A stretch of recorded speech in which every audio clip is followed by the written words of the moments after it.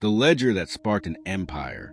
It began with a single book of numbers, open in a quiet corner of the city, when no one imagined it would outgrow its ink. A simple ledger, nothing more, yet it carried the weight of a revolution waiting to happen. In its pages, power shifted from the hands of kings to the minds of those who understood the true language of value. London still feels the echo of that moment today.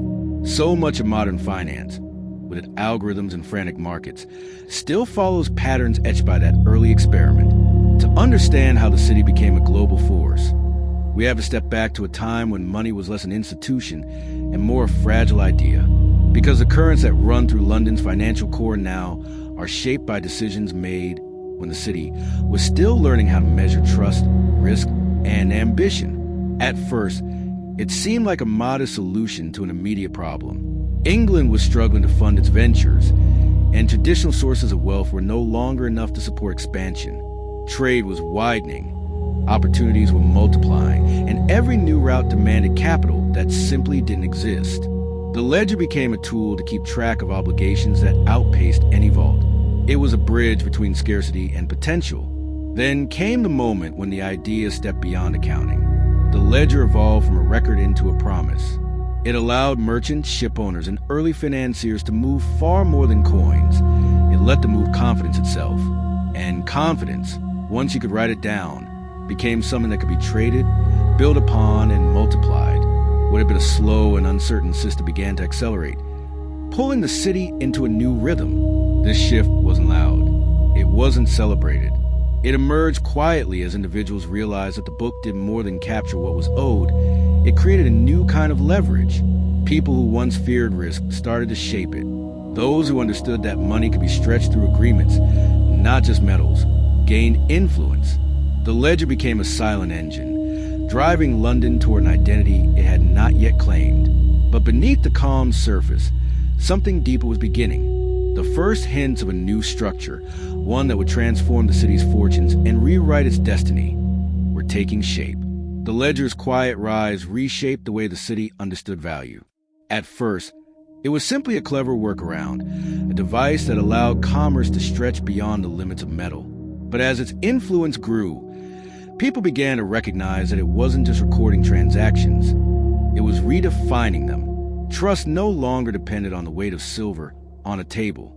It lived in signatures, seals, and the belief that promises could move faster than ships. This shift attracted new thinkers into the city's narrow lanes. They saw opportunity in the space between what was owned and what could be imagined. They used the ledger to build relationships that crossed borders and oceans, forming webs of obligation that reshaped trade. What once took months could now be arranged in an afternoon. What once seemed impossible became routine. The ledger wasn't just an instrument, it was a catalyst. But something else was happening behind the scenes. With every entry, the city drifted further from a world anchored in hard currency. Each line of ink nudged London toward abstraction, toward a system where value floated rather than stood still. This brought speed, efficiency, and ambition, but also invited a new kind of vulnerability. The more the ledger expanded, the more fragile the foundation beneath it became. And then came the first real test. The crown needed money, far more than the treasury could supply, and it turned to the very people who relied on the ledger's power. This was a moment that changed the nature of the city's relationship with authority. No longer were merchants just observers of national affairs. They became financiers of the kingdom itself. The lines between private ambition and public necessity blurred. Yet beneath the optimism, murmurs spread. What would happen if these promises, so easy to write, so hard to guarantee, collapsed under their own weight? Some feared that the city was building its future on a structure no one fully understood. Others believed the risk was the price of progress. In the dim light of counting houses and taverns, quiet debates unfolded about whether London was forging a greater destiny or courting disaster. This tension grew with every transaction, every note passed between hands, every debt traded in confidence. The ledger had opened the door to a world of limitless potential, but it had also created the conditions for a challenge no one was prepared for, a challenge that would soon reveal the fragile balance between trust and turmoil within the heart of the city. As London leaned more heavily on this new system of promises, the city's pulse began to quicken. Deals that once felt steady now move with a nervous edge, and every merchant understood that the balance between ambition and collapse was narrowing. The ledger had given them reach, speed, and power, but it also woven their fates together in ways few had anticipated. The first signs of strain appeared in the trade hubs along the river. Ships returned late. Storms disrupted supply lines, and rumors of lost cargo spread through taverns and counting houses. Each delay sent ripples through the network of obligations recorded in ink. A missed delivery meant a missed payment. A missed payment meant a fraying thread in a web that stretched across the city. The numbers still looked orderly on the page, but the reality behind them was growing unstable. Tensions rose as lenders realized they had extended credit far beyond anything they could physically secure.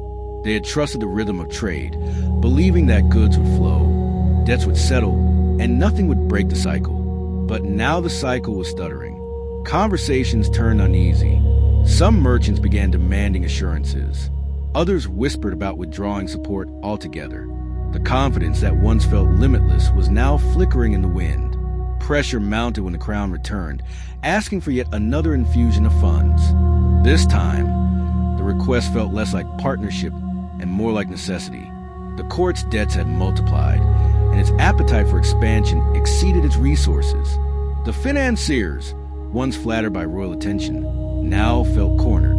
They understood that refusing the crown carried its own risks, but compliance threatened to pull the whole system deeper into uncertainty. As the debate intensified, alliances fractured. Long-standing partners turned suspicious. Families who had traded for generations found themselves on opposite sides of the argument. The city's institutions, still young, still learning how to function, struggled to maintain order.